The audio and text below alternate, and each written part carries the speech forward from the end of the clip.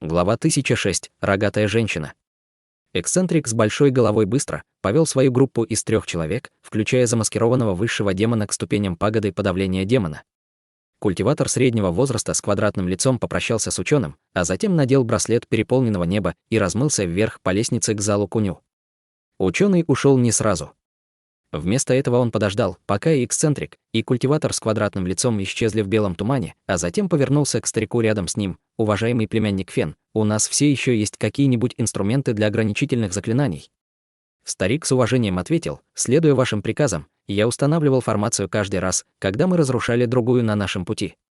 Единственное, что осталось, это формация семизвездного мирта, которую мы приобрели за десятки тысяч духовных камней». Ученый приказал: «Установи ее здесь и выпусти в нее 2 вампирских летучих мышей и рой тигровых ос». «Слушаюсь». Старик хлопнул по сумке для хранения и достал набор фиолетовых флагов формации, а затем направился к площади. Затем ученый повернулся и взглянул на гору внизу. Размышляя над чем-то, он изменился в лице. Через 2 часа они тоже вошли. Далеко под горой Ханли и остальные наконец достигла врат 1000 культиваторов. Клан Е поставил достаточно мощное иллюзорное заклинание, чтобы по крайней мере на несколько дней заманить в ловушку культиваторов формирования ядра. Но для культиваторов в стадии зарождающейся души устранить ее не составило большого труда. Когда они ясно увидели огромные врата 1000 культиваторов, все их сомнения в отношении горы Куню развеялись, и они были очень рады. Затем разношерстная группа культиваторов поспешно поднялась на гору. Там их ждали другие ограничительные заклинания, установленные кланом Е. Это не обескуражило их, а только подтолкнуло их вперед. Но было ясно, что каждое новое ограничительное заклинание на их пути становилось все сильнее. Хотя все в группе обладали высоким уровнем культивации, они прибегли к грубой силе, чтобы уничтожить формации. Только через день они достигли каменного зала с множеством марионеток. Хуатиньцы взглянул на здание с торжественным выражением: «Господа даосисты, будьте осторожны. Боюсь, нам придется туго, если тут наложены какие-то ограничительные заклинания. Культиваторы впереди нас, очевидно, очень богаты, раз обладают таким количеством наборов инструментов заклинаний. Вполне вероятно, что они либо принадлежат к одному из 10 великих кланов, либо представляют собой фракцию эквивалентной силы». Старый дьявол Цань холодно фыркнул и сказал: «Ни один из этих 10 не способен противостоять множеству высокоранговых ограничений, особенно формации абсолютного ледяного пламени. Мне действительно любопытно, кто идет впереди нас». Хуатиньцы уверенным тоном сказал: «В любом случае, нам же лучше, если они смогли прорваться через ограничения горы Куню. Даже если они разместят здесь несколько временных формаций, мы скоро их настигнем». «Я надеюсь, что так и будет», — равнодушно сказал старый дьявол Цань. С этими словами группа ворвалась в большой каменный зал. Они увидели остатки каменных марионеток, разбросанные по полу, и невольно смутились. Хуатиньцы пронесся мимо каменного зала и нерешительно сказал: «Здесь нет духовных колебаний ограничительных заклинаний». Удивительно, что они ничего не оставили позади. Старик Фу усмехнулся: «Этого следовало ожидать. Я считаю, что у этих людей закончились инструменты для ограничительных формаций». Крупный бродячий культиватор скользнул взглядом по коридору и нахмурился: «Я никогда не слышал о каменных марионетках. Это не марионетки, а каменные духи. Это секретная техника, с помощью которой души демонов насильно соединялись со статуями. Это было особенно распространено в древние времена, но по неизвестной причине техника была утеряна». Голос принадлежал молчаливому Ханли. Он просматривал камень на земле. Хуатиньцы посмотрел на Ханли странным взглядом: «А господин даосист Хань знает о такой древней технике?» «Я просто немного изучил технику марионеток. Жаль, что все они повреждены, иначе я бы смог их исследовать». С этими словами Ханли отбросил камень в руке на землю. Его исследования показали, что останки этих духов были сделаны из обычного камня. Они выглядели совершенно обычными, но на их поверхности были выгравированы странные метки заклинаний. Он не мог четко прочитать их, поскольку они были повреждены. Если господин даосист Хань хочет найти нетронутые, ему просто нужно осмотреть рухнувшие коридоры. Возможно, некоторые остались целыми, веселым тоном сказал один из культиваторов. Ханли оглянулся и увидел говорившего, мужчину средних лет с честной внешностью, мастера рассеянного ветра. Поскольку он был не из великого Цзиня, он не знал о позорной репутации этого человека, но он был не из тех, кто судил по внешности. Ханли улыбнулся и собирался что-то сказать, когда старый дьявол Цань вдруг закричал: «Злое существо! Ты ухаживаешь за смертью!» Чевкающие демоны подняли руки и выпустили лучи серого света в, казалось бы, пустое пространство. С серией взрывов вспыхнул пурпурный свет, обнажив четырехкрылого ястреба с головой льва. Он тупо уставился на всех присутствующих. Зверь незаметно приблизился к ним, но его заметили чихающие демоны старого дьявола Цаня. Хотя никто не знал об этом существе, его наполовину сломанный коготь был полностью восстановлен. Львиный ястреб, похоже, извлек уроки из своего предыдущего опыта и сразу же раскрыл свои крылья, будучи разоблаченным. Он полетел обратно в туман лазурного света и в мгновение ока покинул зал. Остальные были поражены его внезапным появлением и не решались действовать. Львиный ястреб. Здесь был такой монстр.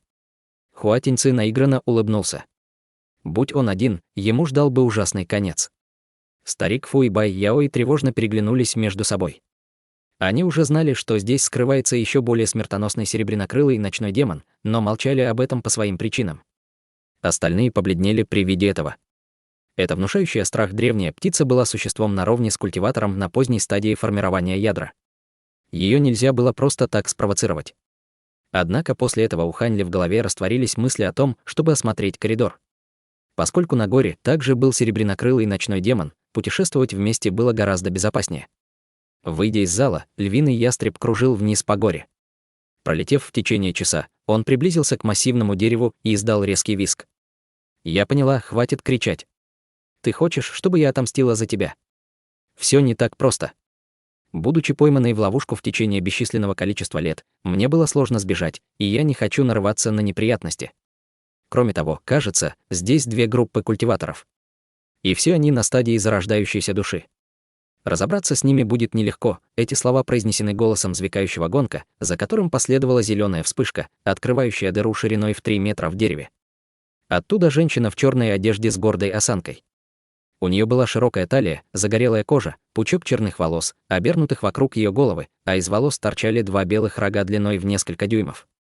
Ее внешность можно было назвать отвратительной. Ее глаза сверкали красным светом, словно наполненные гневом от визга птицы. Женщина положила руку себе на бедро и стиснула зубы. Проще сказать, чем сделать. Ты был слишком небрежен и потерял половину своего когтя. Зачем мне мстить? И разве потомки 3 мастеров не заманили нас в эту ловушку, чтобы охранять эту гору от их имени? Я не хочу следовать их желаниям. Раздался мужской голос, но если мы не убьем их, они войдут в зал Кунью и достанут 4 духовных медальона. Боюсь, что мы можем оказаться под их контролем. Во вспышке лазурного света появился серебрянокрылый ночной демон. Женщина фыркнула и равнодушно сказала: «Если смогут». Думаешь, там мало ограничительных заклинаний? В частности, с сущностью света Великого Севера невозможно справиться. Любой, кто захочет войти в зал Кунью, расстанется с жизнью. Серебристокрылый ночной демон спокойно сказал: «Госпожа Ги, это не точно. Сущность света Великого Севера может быть ужасной, но среди них есть культиваторы на поздней стадии зарождающейся души. У одного из них может быть магический инструмент, который мог управлять им. Неужели ты не хочешь воспользоваться этой возможностью, чтобы забрать ограничительные медальоны? Хотя мы вышли из формации духовной тюрьмы, мы все равно не сможем сделать шаг за пределы этой горы».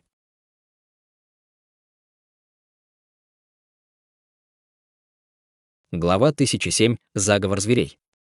Когда рогатая женщина услышала, как серебрянокрылый ночной демон упомянул ограничительные медальоны, она изменилась в лице и сказала резким голосом: «Духовная ци здесь совершенно. Зачем мне хотеть выйти?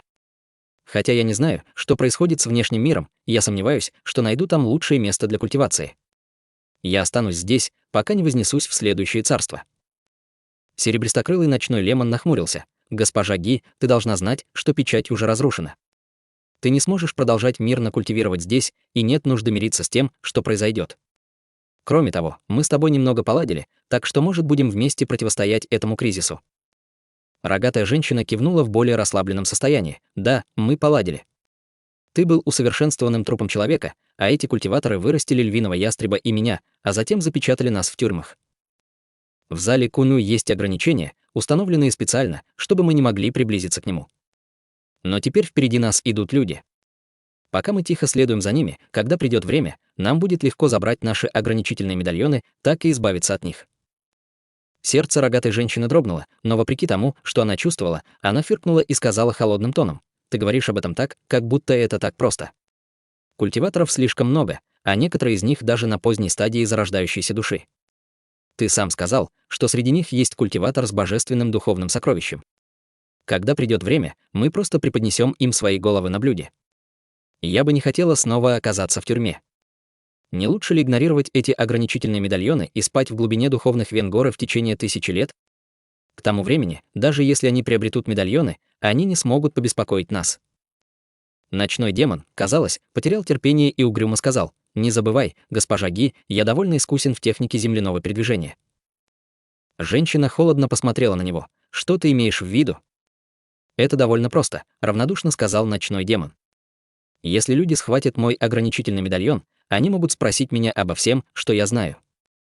Думаешь, они упустят демонического каменной черепахи 10-го ранга?»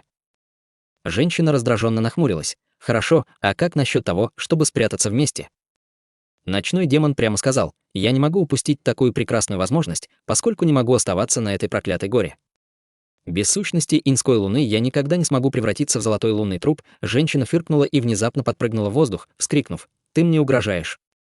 Взмахнув крыльями, он усмехнулся и холодно сказал: «Я не угрожаю тебе. Госпожа Ги должна сама решить это. Не забывай, что ты должна мне. Помнишь, когда древние культиваторы наложили на нас проклятие берсерка, чтобы запечатать наш разум? Если бы не таблетка чистой пустоты, которой я с тобой поделился, ты бы потеряла рассудок, став кровожадной и жестокой, а не приняла бы форму, которую ты имеешь сегодня». Конечно, помню, когда ей напомнили о проклятии берсеркера, ее высокомерие почти исчезло. Немного помолчав, она вздохнула. «Мы не должны забывать о 4-м страже, который должен был телепортироваться сюда. Мы до сих пор не видели его и при этом не знаем его форму. Если мы объединимся, я подумаю об этом». Ночной демон покачал головой и сказал: «Я уже осмотрелся, но не нашел 4-й формации духовной тюрьмы. Возможно, 4-му стражу не повезло, и он уже скончался. В конце концов, у него не было таблетки чистой пустоты, чтобы сдержать проклятие. Вероятность выжить без возможности побега маловероятна. И даже если ему удалось выжить, у нас нет времени искать их».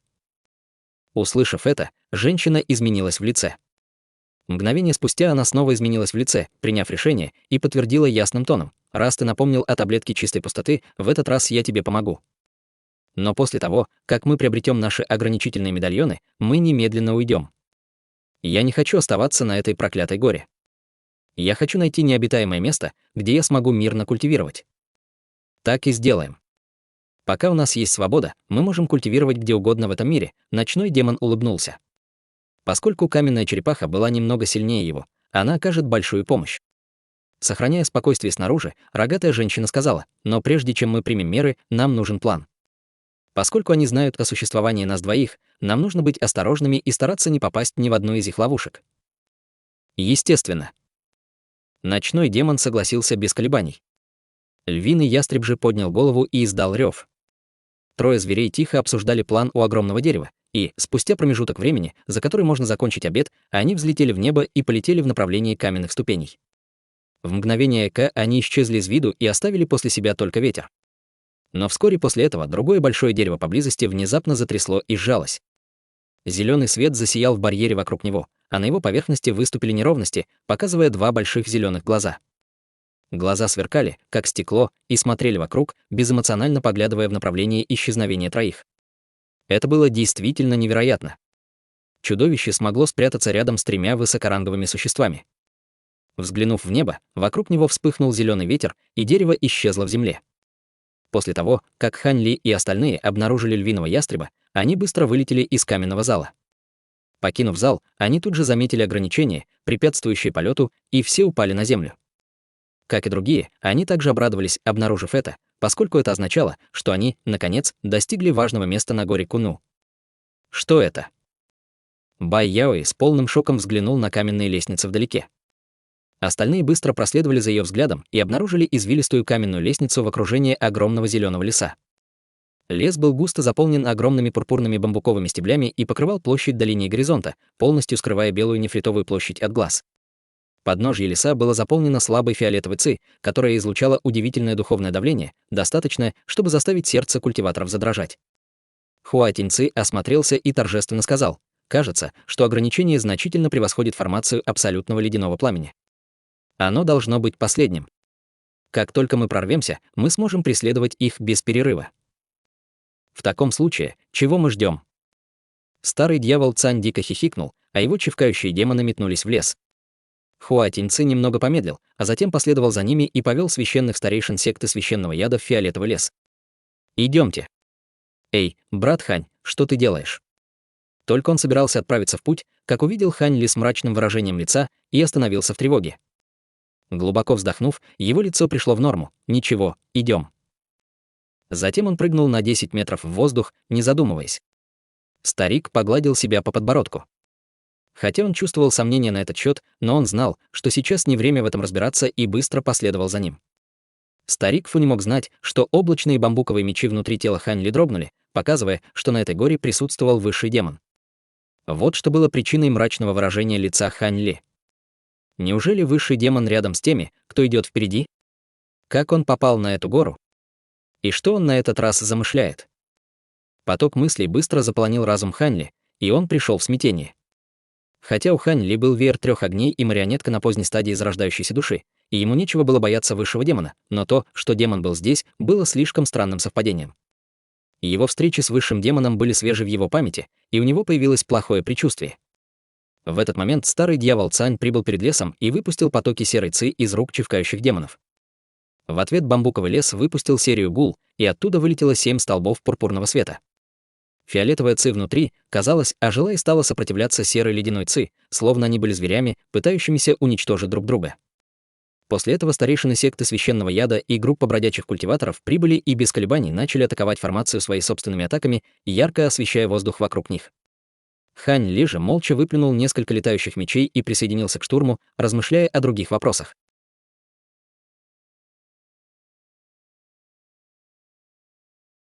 Глава 1008. Мастер Соболь. Глубоко под землей в Наньцзяне, вокруг трещины в печати на гору Куню, собралось несколько сотен культиваторов. Из-за взрыва иллюзорной формации 10-метровое отверстие стало нестабильным. Из него непрерывно волнами вытекал серебряный свет. Много бродячих культиваторов и культиваторов из небольших сект наблюдали за происходящим издалека, но, что более важно, несколько групп собралось у входа в тупик. Среди них была группа молодых женщин. Их изумрудно-зеленые одежды и украшения указывали на то, что они были уроженками Наньцзяна. Одна из их старейшин была на средней стадии зарождающейся души с обычным внешним видом, а другая на ранней стадии зарождающейся души и была моложе и красивее. Женщины разговаривали с группой мужчин, которым было за 30. Как ни странно, на некоторых из них были в черном, другие — в белом. Во главе них стояла группа из 5 культиваторов зарождающейся души. Гэ Тиньхао и Святая Бесконечного Неба, Линь Иньпин, были среди них. Но самым заметным из всех был элегантный юноша, стоявший рядом со святой. Судя по колебаниям духовной ци, он был великим бессмертным сюем с бесконечных небесных равнин.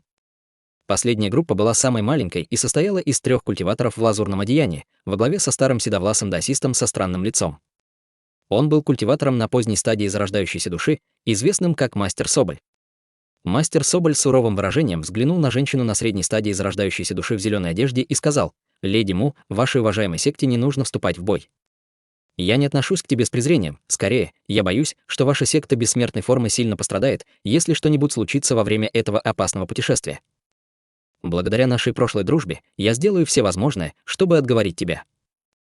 По его тону было видно, что он довольно нежен с женщиной. Леди Му равнодушно ответила: «Мастер Соболь, даже если секта Высшего Зенита является высшей сектой праведного Даа, у тебя здесь нет власти. Печать явно находится в пределах полномочий моей секты. Как ты можете помешать мне войти? Мою секту не волнует опасность».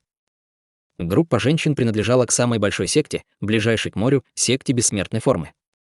Их слава была даже больше, чем у секты священного яда. Большинство ее учеников были женщины.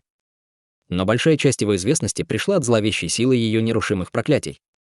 Говорят, что они могли убить кого-то за 1000 километров. Часто поступали новости о смерти кого-то, кто оскорбил их секту, независимо от того, как далеко они сбежали. Это внушало страх в мире культивации, и никто не осмеливался оскорблять их. Одной из их знаменитых фигур была леди Му, которая, как говорили, убила 3 культиваторов своего ранга за один день в разных местах. Из-за поступков прошлого у нее была взаимная неприязнь с мастером Соболем. Несмотря на это, у мастера Соболя не было другого выхода, кроме как быть вежливым с ней, несмотря на то, что он был одной из самых влиятельных фигур великого Цзиня. Гэ Тиньхао добавил: «Господин даосист Соболь, забудем о других, но наша секта рассеивающийся инь войдет первыми. Гэ Тиньхао сопровождал культиваторов с бесконечных небесных равнин и 2 старейшин из его собственной секты. Когда он узнал о печати, он поспешил сюда. Теперь, когда он понял, что сила его собственной группы соперничала с силой секты Высокого Зенита, он не собирался легко отступать.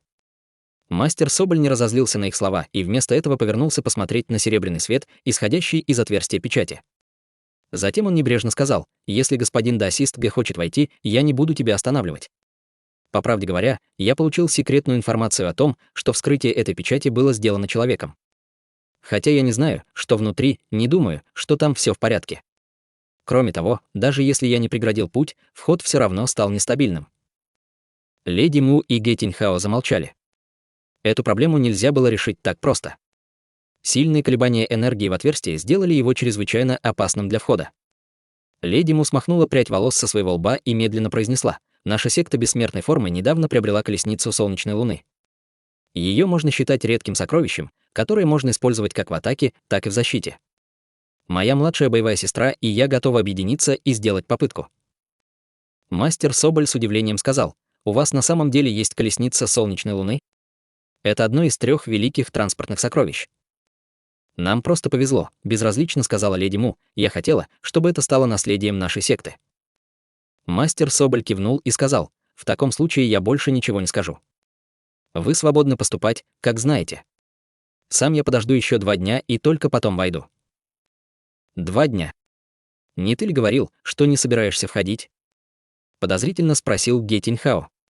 Мастер Соболь покрутил бороду и сказал: «Я не говорил ничего подобного. Через 2 дня придет брат Цзы-Цзыджи из секты Небесного Дьявола. С его колесницей духовной черепахой у нас не будет проблем со входом, даосист Цзы-Цзыджи уже в пути». С тревогой сказал Гэ Тиньхао. Мастер Соболь сказал спокойным тоном: «Верно. Я получил секретное сообщение о том, что в этом деле участвуют как праведная, так и дьявольская Даа. Я и брат Цзы-Цзыджи взяли на себя ответственность и расследовали кое-что в районе Наньцзяня. Я сумел найти улики и попросил брата Цзы-Цзыджи оказать мне поддержку. Если доклад верен, мне будет слишком опасно заниматься этим в одиночку. Когда Гэ Тиньхао услышал, что Цзы-Цзыджи прибудет лично, он изменился в лице. Немного помолчав, его губы дрогнули, и он послал голосовую передачу Святой Бесконечного Неба и Великому Бессмертному Сюю. Выражение Великого Бессмертного Сюю не изменилось, но Святая Бесконечного Неба напряженно нахмурилась. Гэ Тиньхао при виде этого поспешно послал еще несколько передач голоса, и Великий Бессмертный Сюй в конце концов кивнул. Святая Бесконечного Неба немного помедлила, а затем приняла решение хранить молчание. Выражение лица Гэ Тиньхао смягчилось, и он решительно сказал: «Судя по тону господина даосиста Соболя, с печатью какая-то серьезная проблема.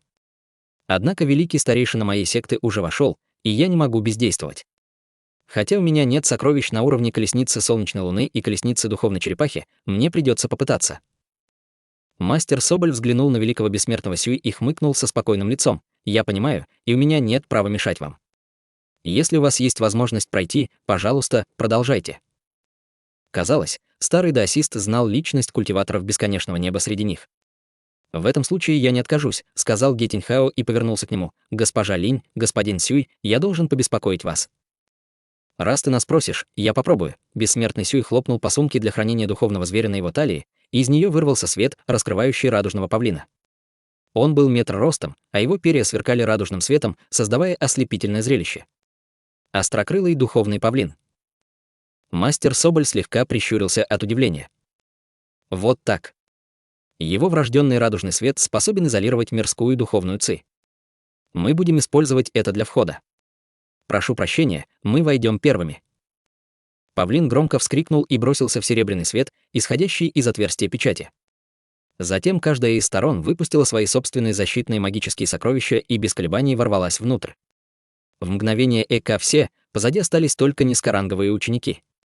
Увидев, что все они вошли без проблем, остальная часть их группы быстро ушла, выполняя приказы, которые им были даны ранее. Вскоре все, что осталось, это группа мастера Соболя и секта бессмертной формы. Леди Му немного подумала и обернулась отдать несколько приказов. Затем ученицы разбежались. После того, как они ушли, леди Му повернулась к своей младшей боевой сестре и кивнула: «Выпустите колесницу солнечной луны». «Поняла». Молодая женщина хлопнула по сумке для хранения и швырнула ослепительную серебряную колесницу в воздух. В это же время леди Му взмахнула рукавом и выпустила полоску золотого света. Внезапно серебряные и золотые полосы переплелись в воздухе, слившись воедино, превратившись в огромную трехметровую золотисто-серебряную колесницу с удивительной аурой. «Вперед!» — крикнула она, и вскоре две женщины бросились вперед и скрылись в огромной колесницу. Затем она засветилась и сделала круг в воздухе, а затем полетела в отверстие печати. Мастер Соболь со странным выражением наблюдал за тем, как они входят, и пробормотал: «Несмотря на то, что я сказал, вы все еще настаиваете на том, чтобы войти. Не вините меня, если с вами что-нибудь случится». Вскоре он махнул рукой двум стоящим за ним культиваторам формирования ядра, и они сели отдохнуть. Пока культиватор на поздней стадии зарождающейся души охранял отверстие, остальные вдалеке испуганно наблюдали за ним. На вершине горы Куну в тумане парил невероятно огромный объект. На нем было бесчисленное множество ограничительных талисманов, а также плотные витки цепей, сдерживающие его.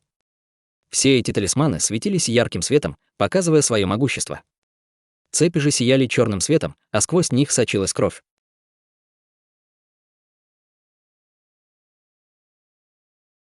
Глава 1009. Разделение. Помимо талисманов и цепей вокруг этого гигантского объекта было более 1000 зеркал размером с ладонь. Каждая отражала желтые лучи, сплетясь вместе в странную формацию, окружающую его. Все окружающее пространство было заполнено бесконечными слоями каскадных ограничений, освещая воздух слабым светом. Сам объект был в форме маленькой горы и не имел признаков изменения. Если бы не слабый взлет на поверхности, можно было решить, что объект был мертв. Однако мир поблизости был другим. Мир вокруг был зеленым и наполнен всевозможными растениями, не говоря уже о мощной духовной ци. В самом центре был прекрасный дворец шириной в километр. Издалека он выглядел совершенно пустым. Но если взглянуть на него сверху, можно увидеть, что на самом деле дворец был в центре огромной формации заклинаний. Возле дворца было установлен 81 алтарь 30 метров в высоту, расположенный в разных местах, соответствующих формации. Но больше всего поражали статуи из белого нефрита высотой в 10 метров, закрепленные на всех алтарях. Эти каменные люди были одеты в золотые доспехи, а их руки сжимали большие золотые клинки, обращенные к дворцу. На их лицах были довольно реалистичные выражения. Однако, вся область была полностью лишена звука, словно это место оставалось нетронутым в течение тысячелетий.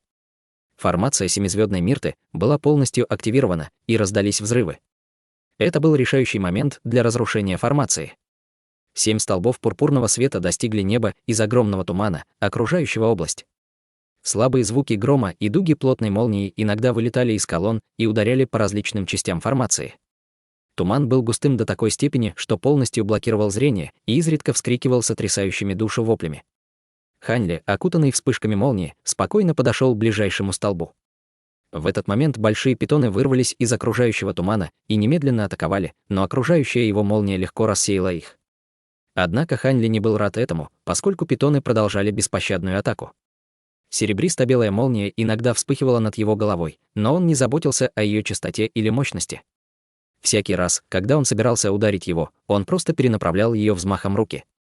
Внезапно позади него раздались 2 еле слышных звука. Нахмурившись, он взмахнул рукой, и 2 арки золотой молнии вырвались наружу. В следующее мгновение в воздухе повис запах гари. Ханьли повернул голову и увидел 2 ос размером с кулак. Их обгорелые тела рухнули на землю. Больше всего его привлекли внимание их жало в 3 дюйма, появившиеся из их хвоста. Однако он уже с легкостью убил 40 таких насекомых. В тот момент он расправлялся с ними, используя свои летающие мечи, но теперь он прибегнул к божественной дьявольской молнии. Молнии у него было не так много, чтобы просто так тратить ее, но огромные осы могли повредить его мечи. Хотя он не знал, насколько ядовитым был укус осы, ее зеленая кровь была чрезвычайно едкой и повреждала духовную природу его меча при контакте. Поскольку он не мог использовать мечи для убийства ос, он безуспешно пытался использовать низкоранговые огненные шары и сосульки. К счастью, молнии осы сопротивляться не могли и быстро погибали от нее, в результате чего Ханьли особо не тратил на них молнию. Кроме того, на него время от времени нападали несколько малиновых летучих мышей. Они выглядели как обычная летучая мышь, но свет меча не оказал на них большого влияния. Даже когда настоящие лезвия меча пробивали их плоть, они могли сопротивляться еще несколько секунд, к большому шоку Ханьли. Его облачные бамбуковые мечи были невероятно острыми после того, как он закалил ее золотой эссенцией. Тот факт, что его меч прошел сквозь летучих мышей, но они были еще живы, говорил об их стойкости. Но в любом случае, эти осы и летучие мыши редко встречались в мире, и их было невероятно трудно дрессировать. Было ясно, что для их воспитания потребовалось некоторое усилие, но без личного контроля над ними они не проявляли и половины их потенциальной силы. Казалось, что культиваторы впереди них готовы были на все, чтобы задержать их. С этими мыслями он подлетел к столбу пурпурного света и вскоре смог его уничтожить. Но затем огромный пурпурный бамбук на входе в формацию заклинания внезапно вновь появился вокруг столба. Он быстро рос, поглощая все на своем пути. Столб света, который был рядом, полностью исчез. Хань Ли невольно улыбнулся появлению иллюзорной формации. В настоящее время Хань Ли могла остановить только высокоранговая иллюзорная формация, а это была для него пустяком.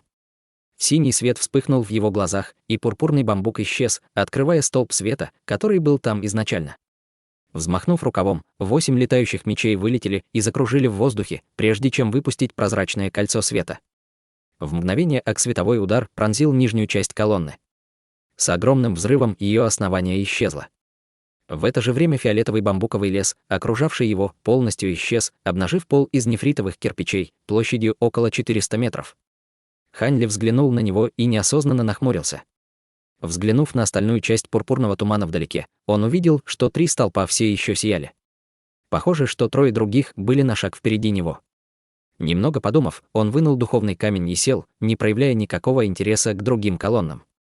Восстановив магическую силу, он воспользовался этой возможностью, чтобы должным образом подготовиться ко встрече с высшим демоном. В настоящее время здесь собралось много могущественных культиваторов, а поблизости скрывалось столько же монстров. Даже с великой марионеткой и веером 3 огней он мог расстаться с жизнью в момент небрежности. Немного подумав, Хань Ли похлопал по сумке для хранения и вынул прямоугольный кирпич, светившийся синим светом. Это была уменьшенная форма кристаллической плиты, которую он обнаружил в каменной стеле ранее. Предмет был безупречно скрыт. Он долго осматривал стелу и не обнаружил, что было внутри. Если бы не врожденная способность бронированного земляного дракона находить сокровища, он бы не заметил его.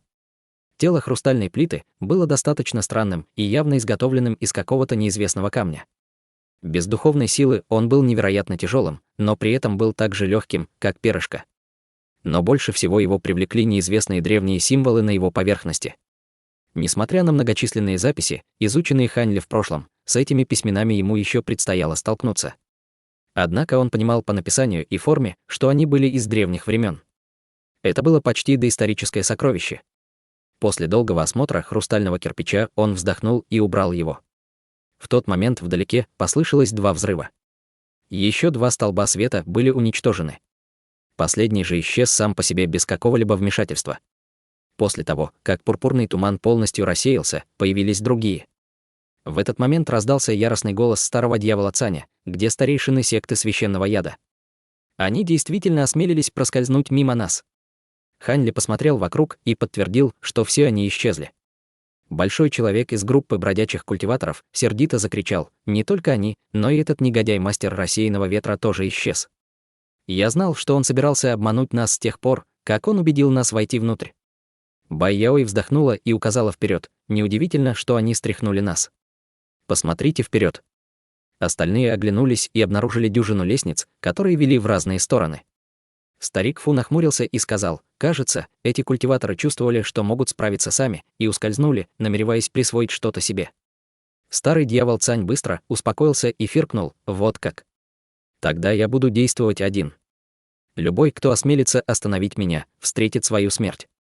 После этого чихающие демоны рассеялись вокруг нефритовых табличек, отмечающих место назначения на лестнице. Прочитав их 1 раз, они объединились и бросились вверх по лестнице в зал Куню.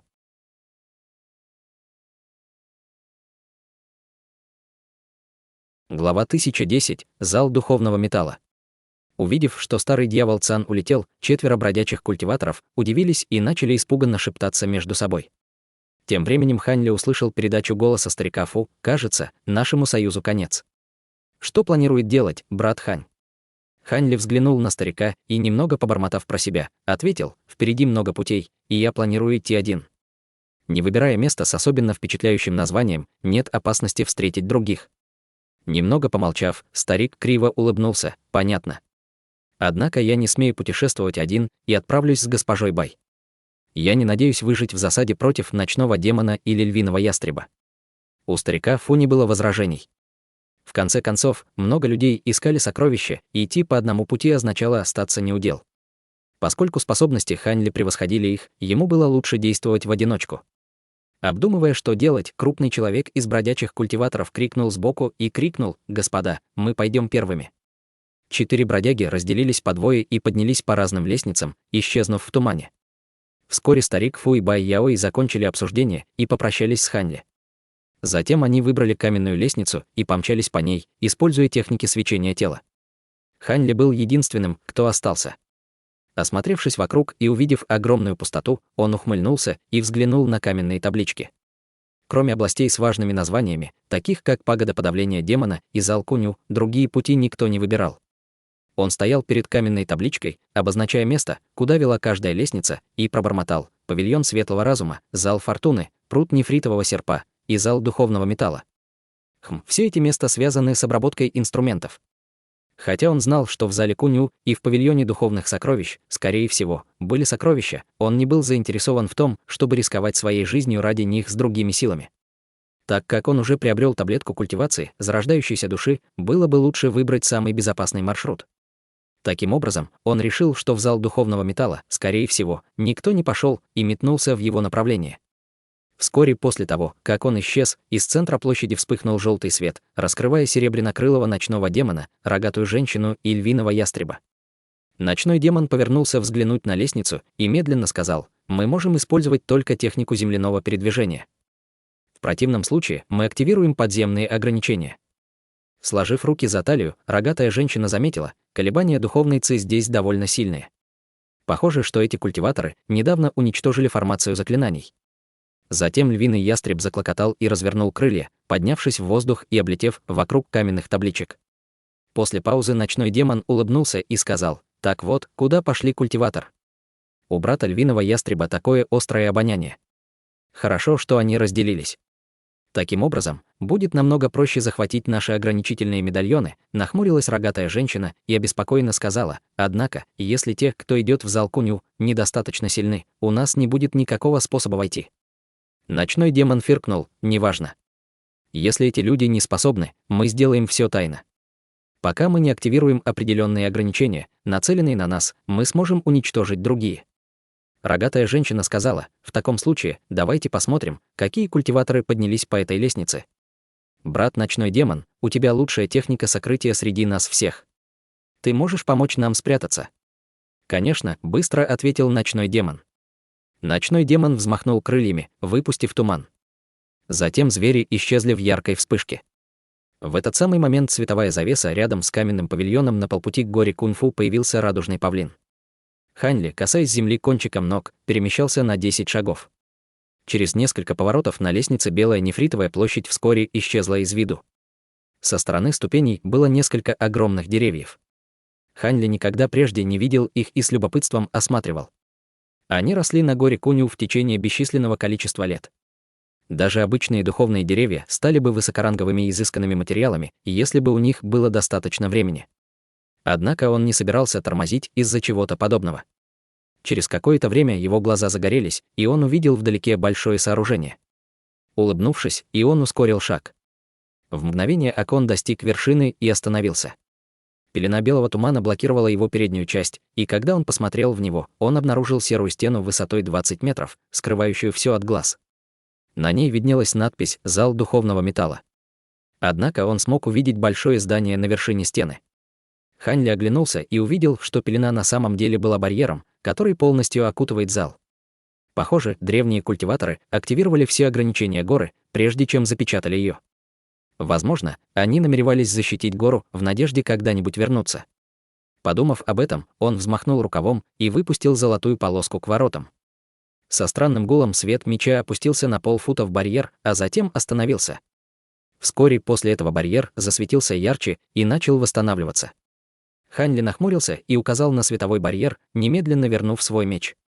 Трещина в барьере быстро затянулась. Видя, что барьер имеет толщину около 3 метров, он начал размышлять о том, сможет ли объединенная мощь его мечей пробить его.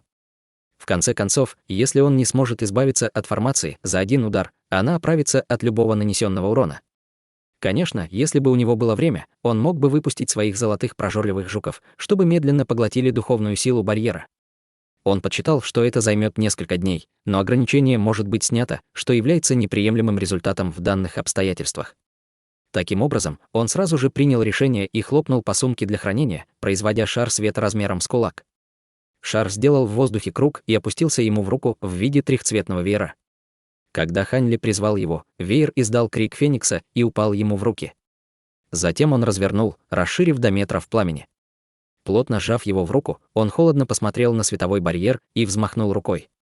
На этот раз он тщательно контролировал силу, не давая фениксу, родившемуся в пламени, появиться снова. Вместо этого веер просто выпустил трехцветный поток пламени в направлении барьера, мгновенно растопив его, как лед, создав большое отверстие в мгновение ока. При виде этого Хань Ли убрал веер и быстро метнулся внутрь. Теперь, когда перед ним возвышалась стена, он повернулся и увидел, что барьер вскоре заделал проем. Хань Ли горько улыбнулся. Ему придется напрячься, чтобы выбраться назад. С этой мыслью он исследовал магическую силу внутри своего тела. Хотя он управлял веером, чтобы использовать менее половины его мощности, он все равно потреблял треть своей магической силы. Он покачал головой и повернулся, чтобы обойти каменную стену. Здания, которые он обнаружил на фасаде, выглядели одинаково, высотой 30 метров с 2 этажами. Он случайно вошел в ближайшее и обнаружил, что там ничего не было, кроме какой-то мебели. Казалось, это место для отдыха. Даже если в этой комнате когда-то находились личные вещи древних культиваторов, их забрали, когда они были эвакуированы. Хотя Хань Ли предвидел это, он невольно вздохнул от разочарования. Увидев это, он не надеялся на другие здания, и, как он ожидал, в них тоже ничего не было. Он пошел дальше, чтобы посмотреть несколько каменных зданий, которые выглядели как склады, и обнаружил, что тоже они были совершенно пустыми. Все стойки, столы и сундуки были абсолютно пустыми. Не было ни следа инструментов или чего-то подобного, к большому разочарованию Хань Ли. Но когда он покинул последнее из этих зданий, он нашел каменный зал. Зал был шириной всего 300 метров, но был окрашен в малиново-красный цвет, выглядя расплавленным и горячим. «Зал духовной трансформации», — пробормотал Хань Ли, читая надпись над его воротами. Хотя он стоял снаружи, он чувствовал изнутри знакомую ауру. Его сердце дрогнуло, и он вскоре вошел, сложив руки за спину. Как только он вошел, он услышал раскаты грома и быстро перевел взгляд на холл.